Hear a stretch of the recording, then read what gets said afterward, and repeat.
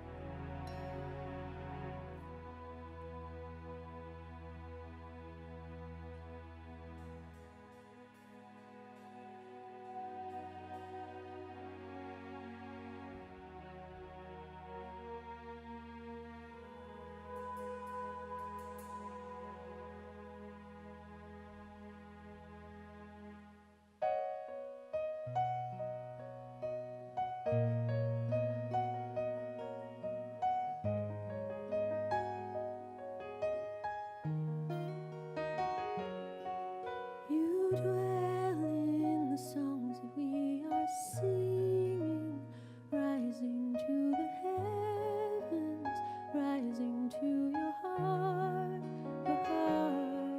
and our praises filling up the spaces in between our frailty and everything you are. You are the keeper of my heart, and I'm restless till I rest in you, till I rest in you. I'm restless till I rest in you, till I rest in you, oh God.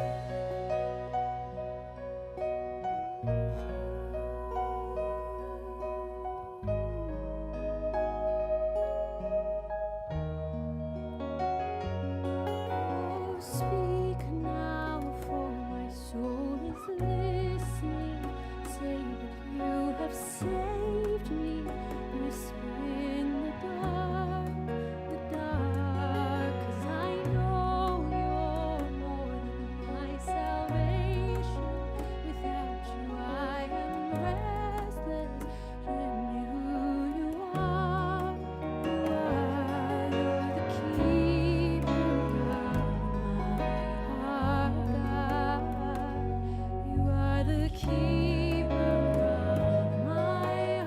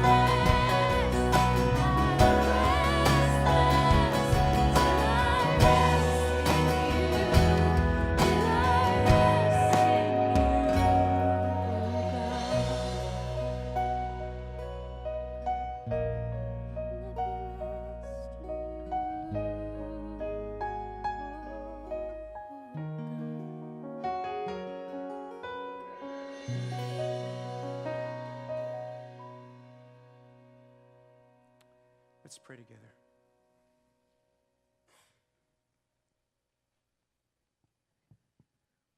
Father, may the song that we just listened to be an expression of our honest and sincere desire of our heart. Will you allow us to be able to hear from you?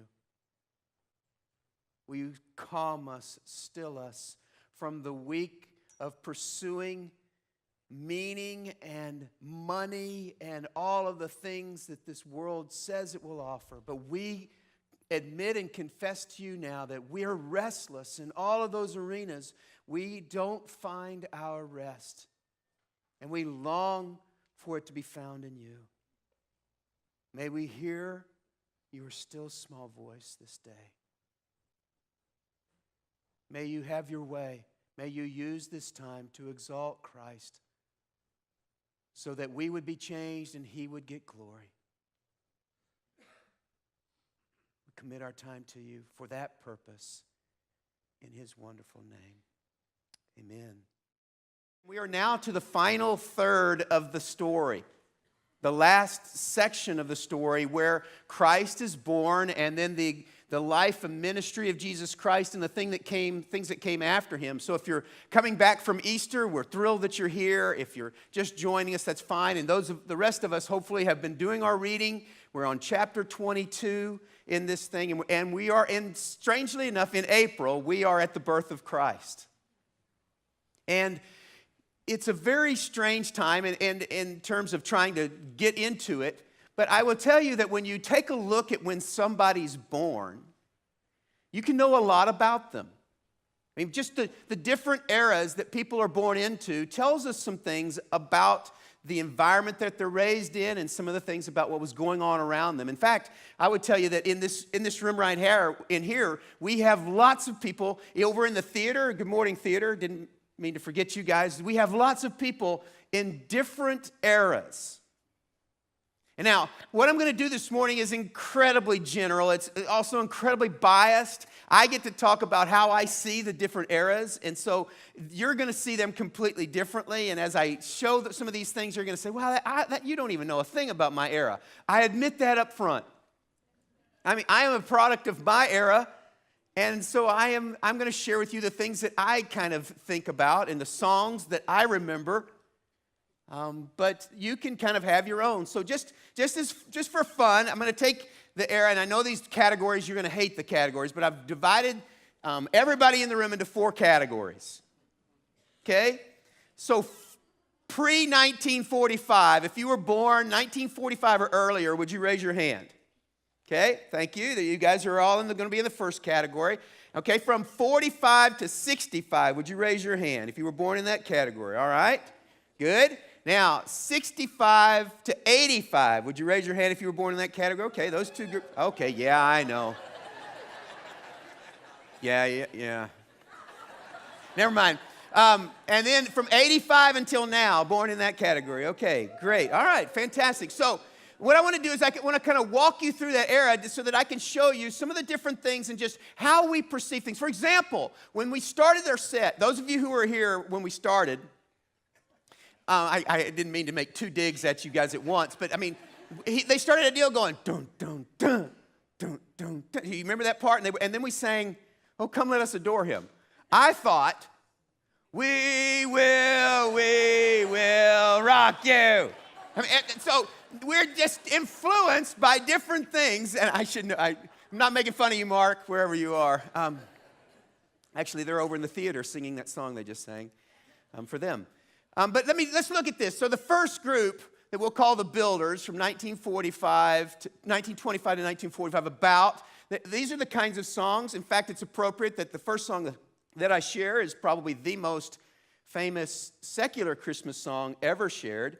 And also in this time period, we have one of our most famous Christmas movies, It's a Wonderful Life. So we're waiting for music.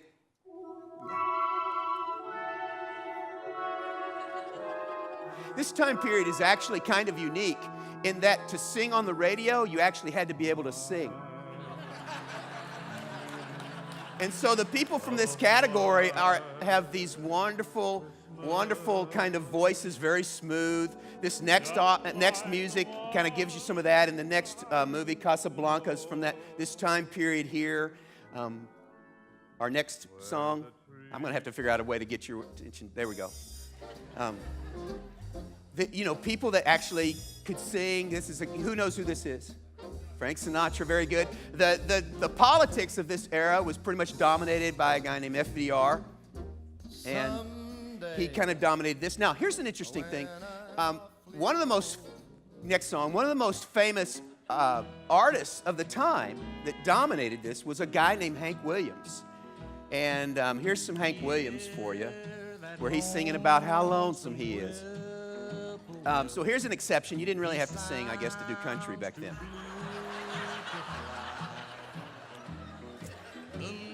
But as we move from this era over into the next era we'll call the Boomer era, and you can hear the similarities with this next song, actually to country. As music began to develop and country kind of moved into this doo-wop era, that kind of came along, and we had things like movies like the Ten Commandments, like Lawrence of Arabia,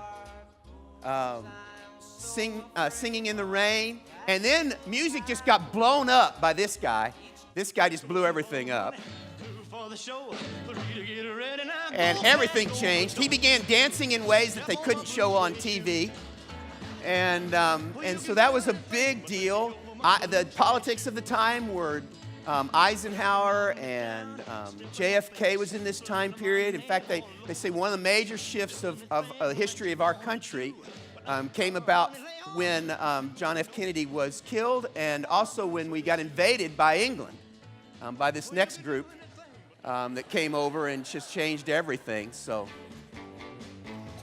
when they show up, everything changes. Everything begins to change. And in the middle of a generation, things begin to go from this empowered, positive thing to a little bit negative. And actually, the next song shows you the change in the same group, the Beatles. As they started using drugs, their music changed a little bit more. And things began to happen in this next series of kind of era that was kind of the era with the music that I grew up with. We got movies in that time period were Back to the Future. Remember that? Indiana Jones. Star Wars came out. Music began to change. There was another genre that kind of came out with this folk stuff that started becoming popular. And you'll have to turn this guy up because he deserves it. And one of my favorite artists of all time was launched in the early 70s, late 60s. The politics of this time were dominated by Richard Nixon. And then this band had to be included in because this is a strong influence over me in terms of what was going on with the Southern rock at that time. And I, of course, was raised in the South. And Lynyrd Skynyrd, if you do not recognize Lynyrd Skynyrd, you can leave the church now. I was just kidding. But Lynyrd Skynyrd is one of those groups that kind of, when you hear them, it just reminds you of some things. So this reminds me of...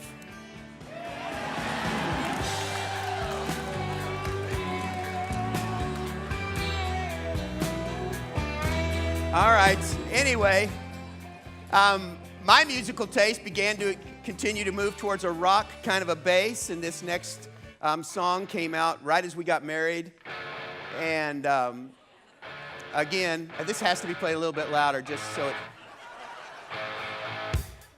Anyway, so I know that you guys are thinking, wait a minute, I grew up in that same era and I didn't listen to any of these people, which is okay. I mean, I told you it was totally subjective and biased on me, but you can't really talk about the 80s and the music and the things that are going on with the Reagan and Nixon era without talking about Michael Jackson. And so this next song captivated us. It was the very first video that we couldn't wait to watch all 12 minutes of it or however long it was. You know, doing that whole thing.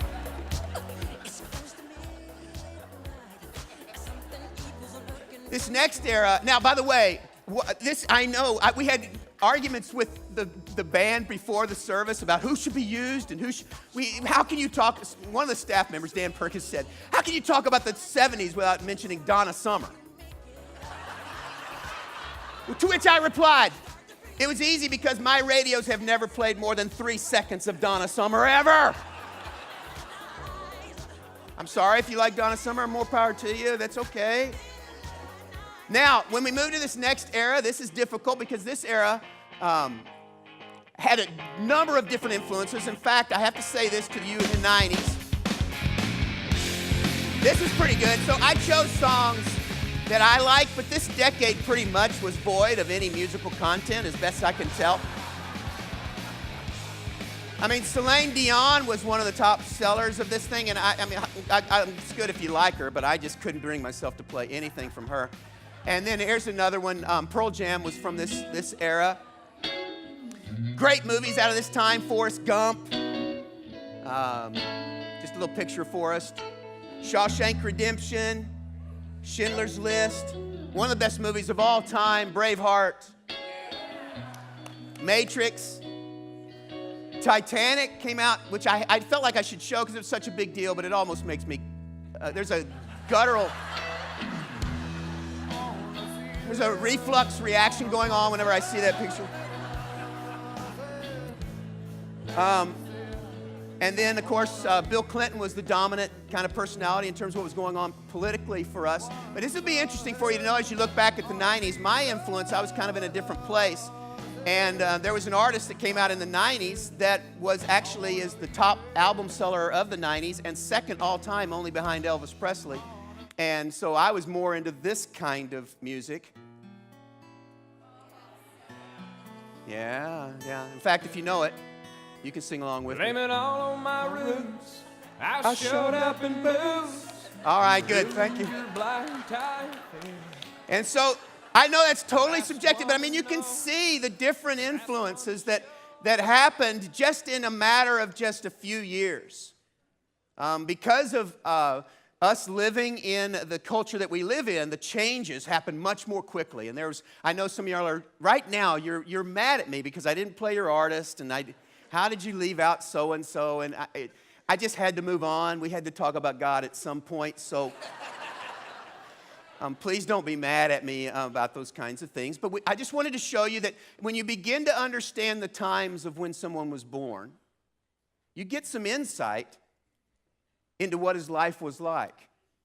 And so you can imagine what my life was like growing up, from the music maybe that I was leaning towards, and some of you as well. I want to take a peek at the first century and show you some of the things that are going on politically, socially, spiritually, when Christ was born. Now, we could have taken the time to talk about the Christmas story again, but we just did that really. And I think most of us are a little bit familiar with Christ being born. So I wanted to take the time to talk and take a peek at the first century. First, politically. If you talk politics in the first century, you need to know one word, and that is Caesar. Rome is by far the dominant force. They are incredibly powerful. Julius Caesar being probably the most famous Caesar, but as you worked your way through, we had Caesar Augustus, who was there when Christ was born. He shows up in that story. Tiberius, Caligula, Nero. These Caesars were all ruling in the time of the New Testament as it's being lived out in that first century. And these men represent an amazingly powerful political force in Rome. Not only are they powerful, but they are unbelievably cruel. They have swept their known world from India to Britain. And they have gone in and wiped folks out. There's things that you can see from the historians of this era that wrote about their method. It says, a Roman historian named Tacitus said this: for 50 miles around, the Roman army wasted the country with sword and flame. Neither age nor sex inspired pity. Only the destruction of the race would end the war. I mean, when they came in, if you fought them, their agenda was complete annihilation. Here's another quote from a historian named Josephus. Some 500 or more were captured every day. The soldiers, out of rage and hatred, amused themselves by nailing their prisoners in different postures. So great was their number that space could not be found for the crosses, nor crosses for the bodies. I mean, when they rolled into town, you were going to die. They were going to wipe you out. Another Polybius, another historian, said this: it seems to me that they do all of this in terms of their war strategies. They do all of this for the sake of terror. In other words, their military strategy was this: we're going to come in and we're going to whoop on you so bad that you will never, ever dream of rebelling against us. Because the span of this great nation, this great empire, was so vast that if little outbursts always were popping up, it would take them too long to get out to them. And they wanted their resources so they could go and conquer more, not manage the ones they already had. So they inspired terror into these folks. And when you look at it, it's not only that they inspired terror, but the moral decay that was going on in the Roman Empire in the first century was pretty amazing. In this, Caesar, of course, was God. And so when Augustus took over, who is he? He's the Son of God. There are Advent coins that we have discovered that celebrate the birth of God's Son, Caesar Augustus. Caesar is Lord in the first century politically. And if he's Lord, then Herod is king. Now, the way that the Roman Empire would have managed or overseen this vast lands that they were now in control of is that they would take people that they knew that they could trust and place them in power and let them run different regions. Herod is half Jewish. His heritage comes from Esau, actually. And this, we have historical data that says that this guy went from Jerusalem, from Israel, and went there and got in cahoots with Caesar and then was placed over this area as king. And Herod rules in such a way that we read this. It says that Herod besieged Jerusalem in 37 BC with a huge army of 11 battalions loaned to him from Rome and 6,000 cavalry. When the troops poured in, a scene of wholesale massacre ensued. For the Jews of Herod's army were determined to leave none of their opponents alive. Masses were butchered in the alleys, in the streets, and in the homes. When he takes over power, he decides that he's going to do it in such a way where there is no opposition left. You don't agree with me politically, you don't like the fact that I'm coming over, well, then you're dead. And if Caesar is Lord, Herod is king. Now, he is put there because he wants to stay in good cahoots with Rome, right? And so he begins this long process of being this ultimate architect and builds these incredible things that are in honor of Rome and Caesar. One of the very first things he does is he takes and builds a city called Caesarea. Sound like Caesar to you? This guy is such a brown nose, it's sickening. He builds Caesarea. At the time, Athens has the largest harbor in the world. Athens' harbor is 60 acres large. In Caesarea, he builds a harbor that is 520 acres. He builds a stadium, a sports stadium for that area of the world, and it seats 350,000 people. Now, to put that in perspective, for those of you who are like, wow, that's just a lot, I don't know. The largest stadiums that I know of in our country are all around 110,000 people. This is 3 times the size of the largest stadiums that we have. He builds temples, he builds statues, he builds all kinds of things that are going on, and then he begins this massive update of the temple in Jerusalem. And the things are done in such a way that he recruits or enslaves 18,000 workers to work on the temple. And he increases the size of the temple by increasing the foundation. And the foundation is increased with what we call Herodian stones. They are 10 feet by 10 feet by 80 feet. They weigh thousands of tons. And to this day, and there's 2.3 million of them in the foundation of where the temple used to be in Jerusalem. We don't know even today how he did it. This guy is a genius architect. And he builds all of these kinds of things. Now, how do you pay for that? How in the world do you pay for all of these things that he's building? Taxes. Let me give you a feel for what was going on politically in terms of the taxes. Herod took 33%, or 1/3 of all of the grain grown. He took 1/2 of all of the fish caught. Rome took another 12.5% of everything. But there were other taxes. Roman tribute tax, transit trade tax, temple tax, Herod's tax, market exchanges, special offerings and ceremonies. So that economists look back on this time period of first century Palestine, and they believe that the commoner lived under a 75% tax bracket. You thought your taxes were bad? In fact, one of the questions that's asked about the whole Christmas story is, what is Joseph doing in Nazareth if he's from Bethlehem? Nobody left their hometown unless they were bankrupt, which is probably the answer. What's he doing in Nazareth? He probably got taxed out of his home.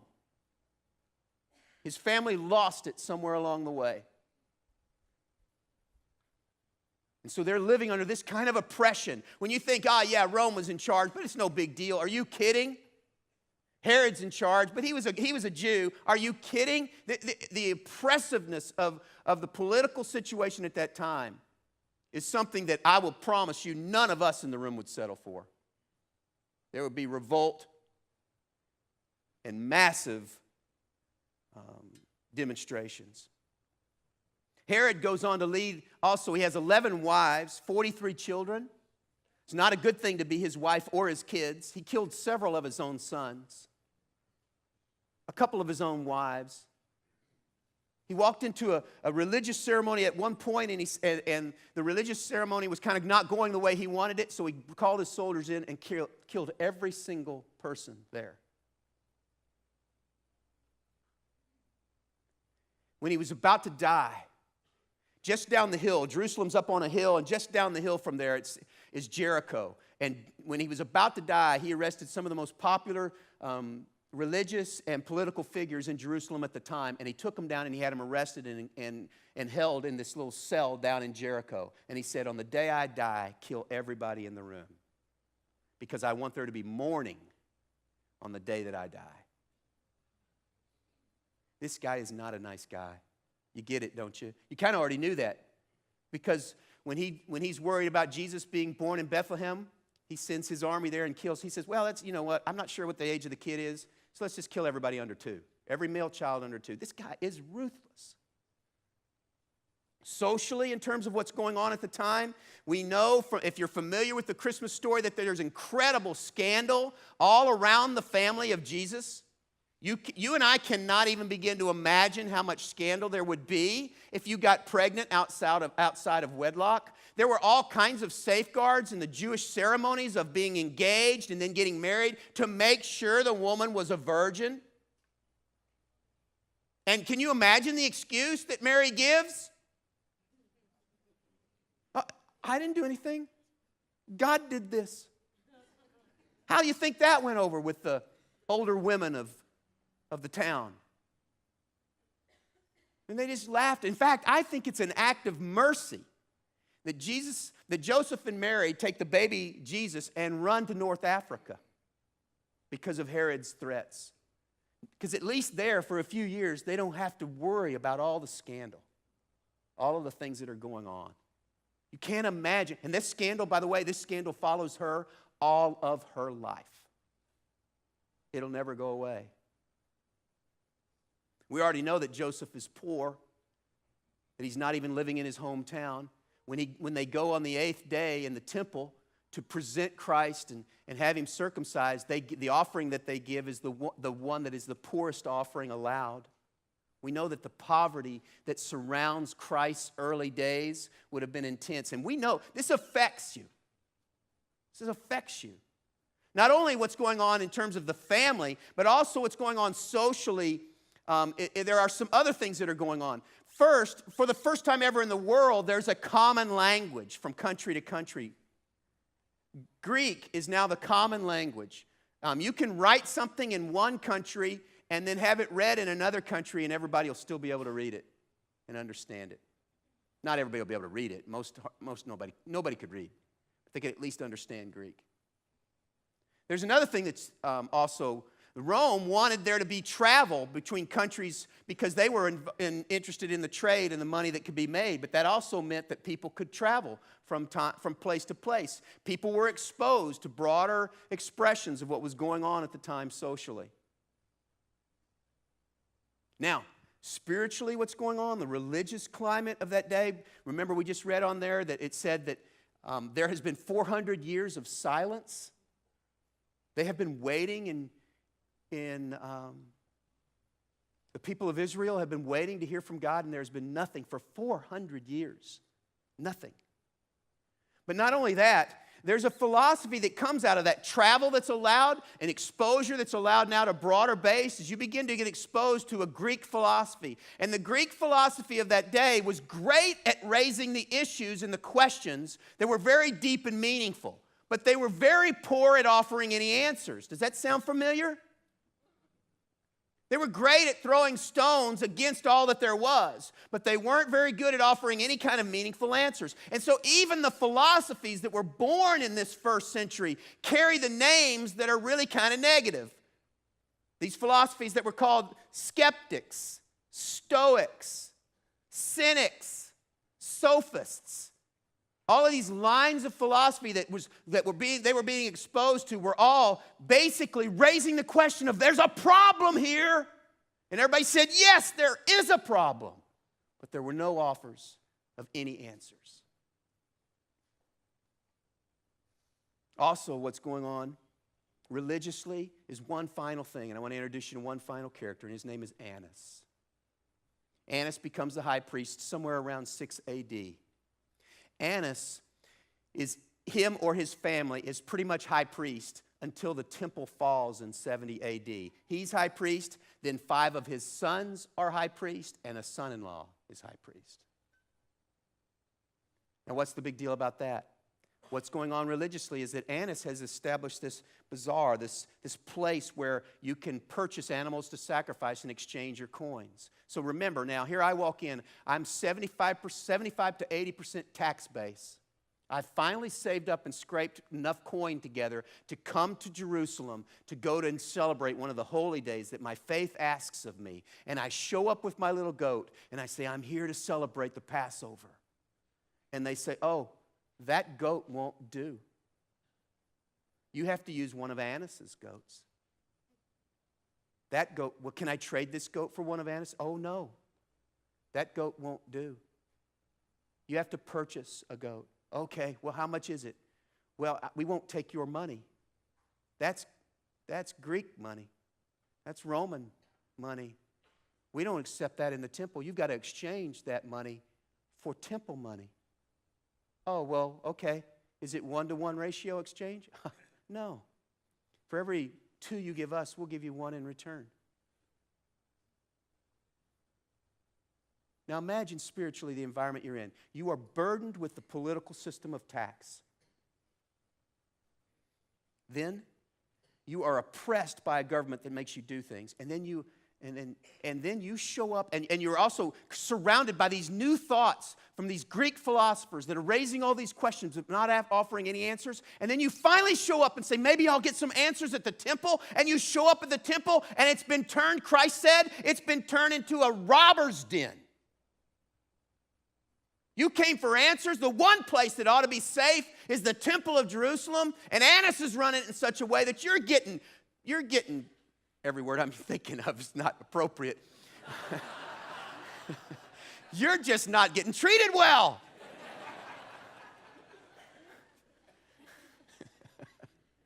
Sorry. Filtering. Can you imagine the oppression, the things that are going on?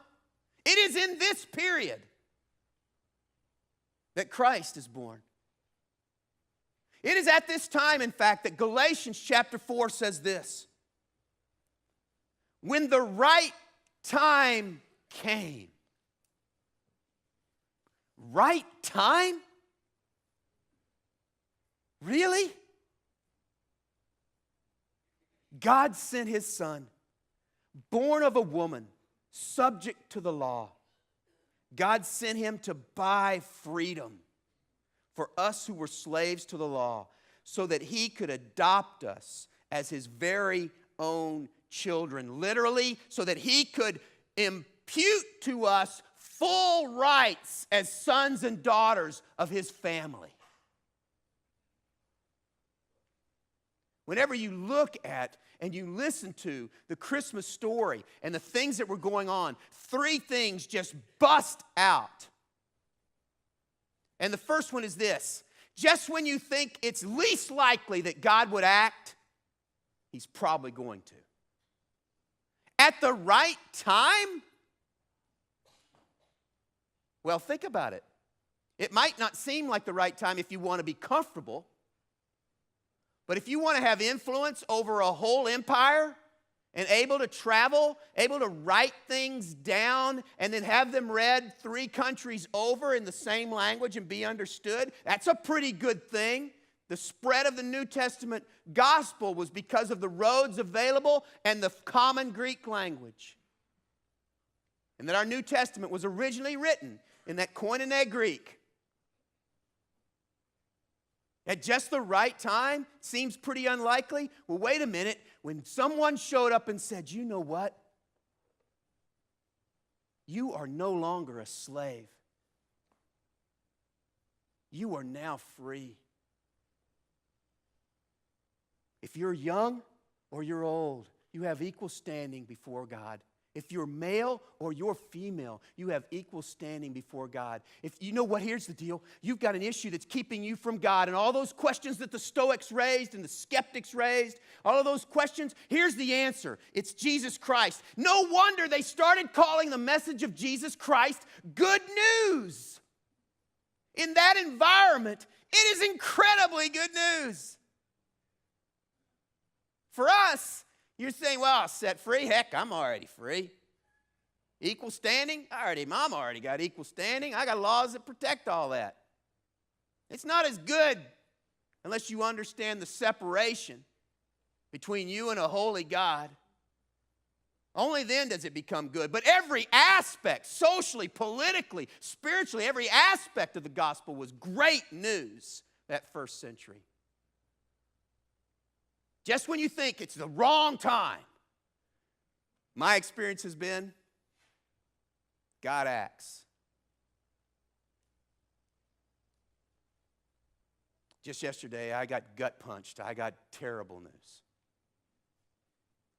If you haven't heard already, Rick Warren's youngest son committed suicide on Friday. Rick Warren's probably the most famous pastor, if not in the country, certainly in our state. Rick was just here with us as we hosted a conference in January. Just when you think things are completely out of control. I read the paper right next to the article about this morning about Rick Warren's son is an article about a dad walking down the street and somebody's driving down in Oakland and tries to shoot somebody, misses them, hits the dad, kills him.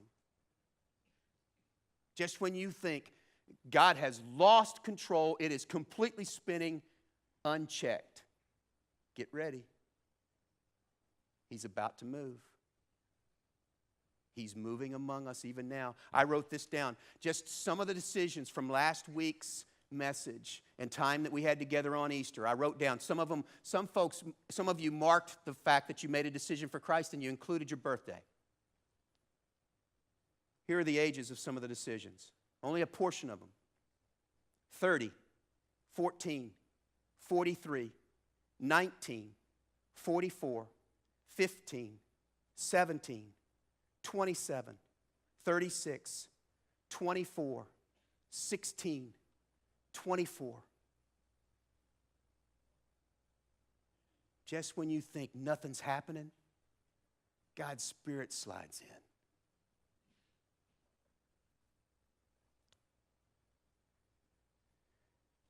The second message that comes from the time of Christ's birth is that not only if you think it's a bad time or least likely time, God's probably going to move, is also if you're sitting here and you think, I've got nothing to offer, I am completely normal, I don't have anything special about me. God seems to specialize in using average people.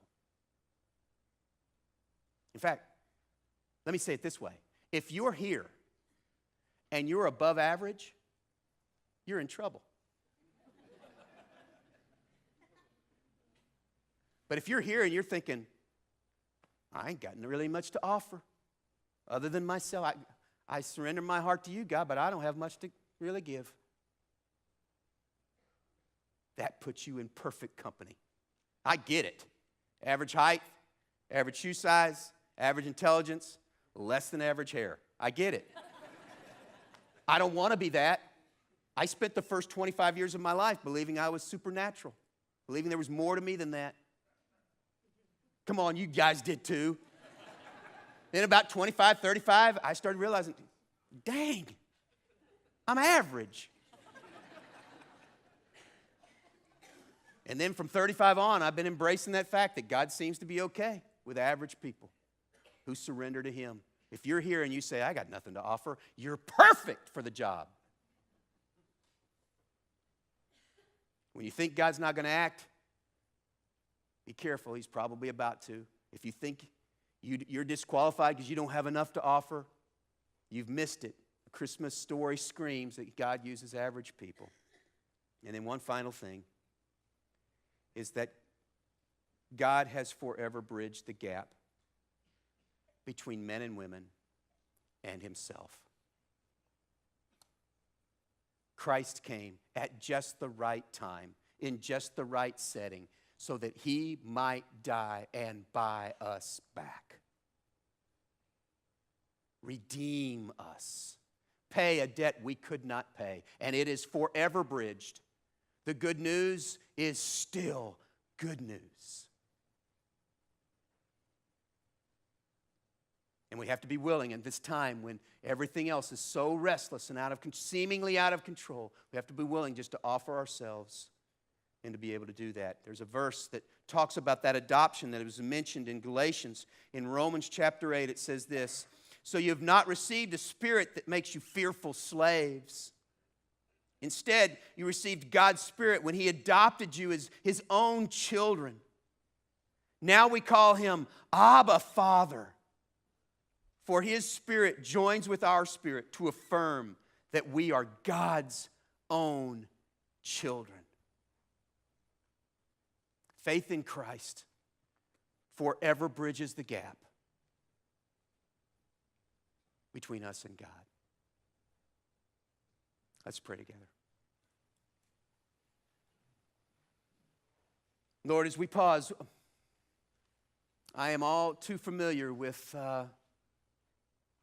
what is going on down in Rick Warren's church, and I pray that he will find, as Dana and I have found in this community, he will find great love and support there, and that you would pour in a supernatural way grace and peace into Rick and Kay's life, to the rest of the family. And God, in our time here, we ask that you would allow us to see our times as you see them, not as problems necessarily to be solved, but opportunities for the good news to be shared, that we would stop running to places that are only going to make us more restless, and we will find our rest in you. And then when times are poor, times are not going the way we really hope, that we would recognize and know, God, that you don't waste these hurts, that you are working, even though it seems that you are not, you are working, and you have determined that your primary course of events will be accomplished by average, regular, normal people who are available to do you will. May you find us available. May we be your kids. We ask in Jesus' name.